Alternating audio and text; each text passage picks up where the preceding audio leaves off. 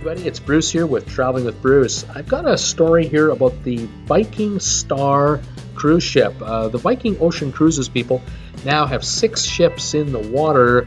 The Viking Star is not even 5 years old, but she ran into a bit of a problem. She was on her way from Miami to Cuba, and she made her first stop in San Fuego. She was supposed to be there a couple of days, but after only one day, the cruise line announced to the passengers that they were having an engine problem and that they would have to return back to Miami immediately. And so the second day at that port and the third stop was canceled. And of course, a number of passengers are going to Cuba to pick up some cheap rum and cigars. They usually pick these up on the last day. But there would be no last day on this trip, and so people who didn't get off the ship the first morning weren't getting off the ship to see any of Cuba whatsoever. A lot of disappointed folks.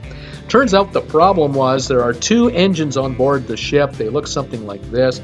German-built machines. The turbocharger on one of the 2 engines blew out, and they were down to only 1 engine. The ship could not go faster than 9 knots. The master mechanic said that the engine is still under warranty.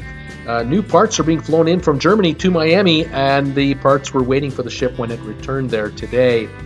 In the meantime, passengers and crew started to get ill on board of the ship as well.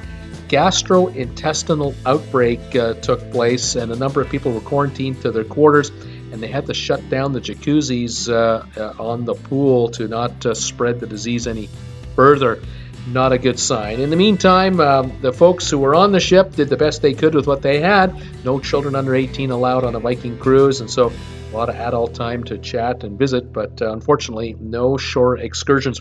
The cruise line had originally offered a 20% discount against a future cruise based on the fare paid on this cruise, but since the ship has returned to Miami, the Viking folks have upped that now to 30%. So all passengers will be able to use 30% of what they paid on this cruise as a future credit against any future cruise with Viking Ocean or Viking River Cruises. Hopefully that'll take a bit of the sting out of things. Join me Monday to Friday, 5 o'clock Eastern, Saturdays at 2. We talk cruise ships 6 days a week. Subscribe to my channel today, and we'll see you next time. Bye for now, everybody.